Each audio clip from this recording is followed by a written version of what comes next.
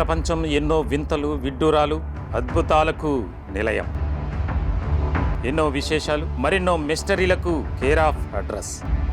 కొన్ని అర్థమవుతాయి, మరికొన్ని అనుమానాస్పదంగా చరిత్రలో నిలిచిపోతాయి.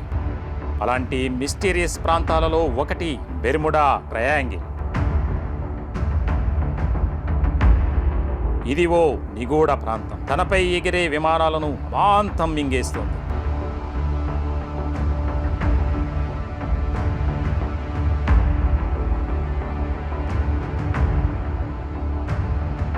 చరిత్రకు అందని అన్సాల్వ్డ్ మిస్టరీ ఇది.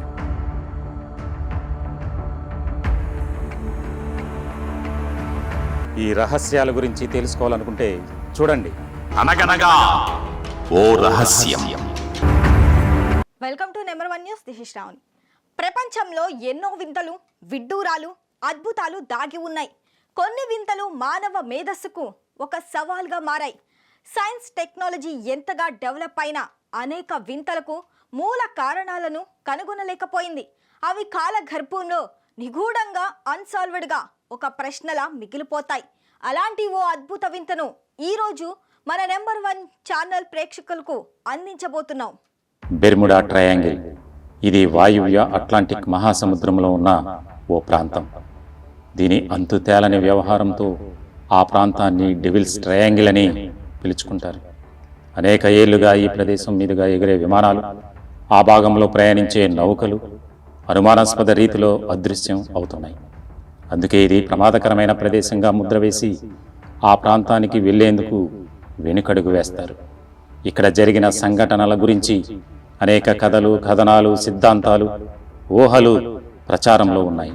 సామాన్యమైన మానవ తప్పిదాలు లేదా ప్రకృతి సహజమైన భౌతిక విషయాలు ఇక్కడి ఘటనలకు సంతృప్తికరమైన కారణాలను చెప్పలేకపోతున్నాయని పలువురి భావన. కనుక గ్రహాంతర వాసులు, అసాధారణమైన ప్రాకృతిక నియమాలు ఇక్కడ పనిచేస్తున్నాయని విస్తృతమైన అభిప్రాయాలున్నాయి. ఇక్కడి ఘటనలపై విస్తారంగా పరిశోధనలు జరిగాయి. చాలా ఘటనల గురించి ప్రజలలో ఉన్న అభిప్రాయాలు అపోహలని, వాటిని రిపోర్ట్ చేయడంలో అసత్యాలు కలగలిసిపోయాయని తెలుస్తుంది.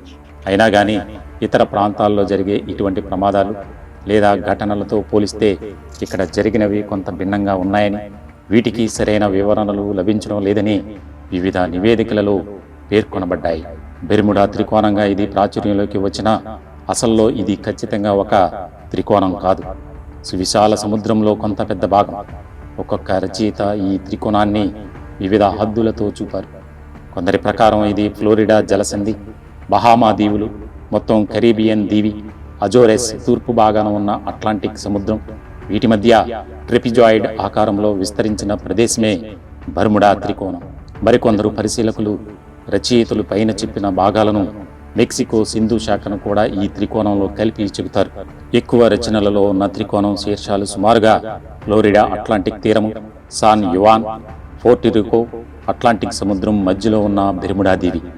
ఎక్కువ ప్రమాద ఘటనలు బహామా దీవులు, ఫ్లోరిడా తీర ప్రాంతంలో జరిగినట్లు చెబుతారు.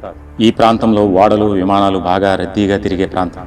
అమెరికా, యూరప్, కరీబియన్ దీవులకు చెందిన ఓడలు, విమానాలు ఇక్కడ తరచూ కనిపిస్తుంటాయి. ఈ త్రికోణం ప్రాంతంలోనే గల్ఫ్ స్ట్రీమ్ సాగర అంతర్వాహిని అంటే ఓషన్ కరెంట్ ప్రవహిస్తుంటుంది. దీని 5 లేదా 6 నాట్ల ప్రవాహ వేగం కొన్ని ఓడలు అదృశ్యం కావడానికి కొంత దోహదం చేసి ఉండవచ్చు. అంతేకాకుండా ఇక్కడ హఠాత్తుగా తుఫానులు చెలరేగి మళ్లీ సమసిపోవడం జరుగుతూ ఉంటుంది. కనుక ఈ సహజ సిద్ధమైన కారణాల వల్ల ఇక్కడ రద్దీగా తిరిగే ఓడలలో కొన్ని అంతు చిక్కకుండా మాయమై ఉండవచ్చు. ముఖ్యంగా ఆధునిక సాంకేతిక పరికరాలు అంత బాగా అభివృద్ధి చెందక ముందు బెర్ముడా ట్రయాంగిల్ గురించి అనేక కథలు ప్రాచుర్యంలో ఉన్నాయి. ఈ ప్రాంతంలో అసాధారణమైన, చిత్రమైన స్థితి ఏదో ఉందని మొట్టమొదట నావికుడు, ప్రపంచ యాత్రికుడు క్రిస్టోఫర్ కొలంబస్ వ్రాశాడని చెబుతారు. క్షితిజ రేఖలో ఏవో చిత్రమైన వెలుగులు కనిపిస్తున్నాయని, దిక్చూచి కొలతలు అనూహ్యంగా, అసంబద్ధంగా ఉన్నాయని, ఆకాశంలో మంటల్లాంటివి కనిపిస్తున్నాయని తన అక్టోబర్ 11, 1492 లాగ్ బుక్లో రాశాడు. అయితే ఈ దృశ్యాన్నిటికీ సహేతుకమైన సమాధానాలు ఆధునిక పరిశోధకులు ఇస్తున్నారు. ఉదాహరణకు అతను చూచిన వెలుగులు అక్కడి తీరవాసులు వంటలు చేసుకునే సమయంలో వచ్చిన మంటల కారణంగా వచ్చాయని చెబుతున్నారు. ప్రముఖ రచయితలు ఈవీడబ్ల్యూ జోన్స్, జార్జ్ సాండ్, ఆ తర్వాత ఇదే ఘటన గురించి విన్సెంట్ గడ్డిస్ బార్ముడా ట్రయాంగిల్పై పలు రచనలు చేశారు. ఇదే రచయిత ఆ తర్వాత ద ఇన్విజిబుల్ హోరైజన్స్ అనే పుస్తకంలో ఇక్కడి ఘటనల గురించి కథనాలు రాశాడు. ఇదే రచయిత ఆ తర్వాత ద ఇన్విజిబుల్ హోరైజన్స్ అనే పుస్తకంలో ఇక్కడి ఘటనల గురించి కథనాలు రాశాడు. అయితే ఆరిజోనా స్టేట్ విశ్వవిద్యాలయానికి చెందిన లారెన్స్ డేవిడ్ కుచ్చే అనే పరిశోధకుడు అప్పటి వరకు ఉన్న వివిధ రచనలను పరిశీలించి 1975లో the Bermuda Triangle mystery solved అనే పుస్తకాన్ని ప్రచురించాడు. ఇందులో అప్పటి వరకు ఉన్న మిస్టరీ సిద్ధాంతాలను రచయిత సవాల్ చేశాడు.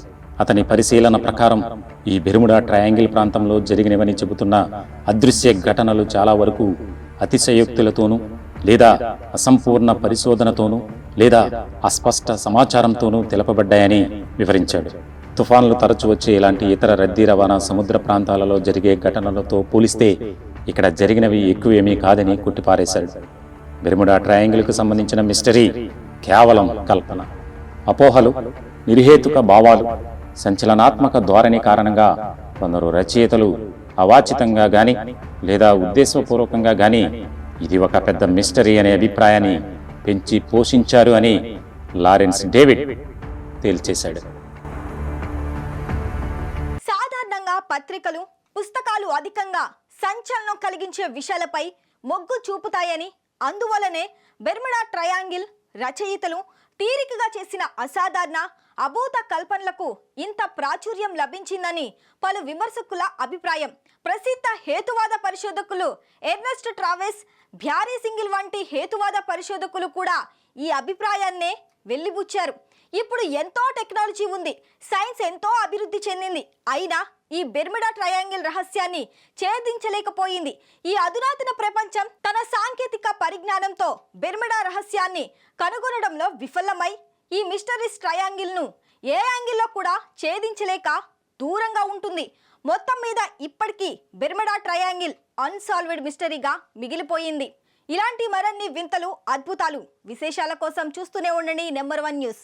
సామాన్యుడి చేతిలో సామాజిక అస్త్రం.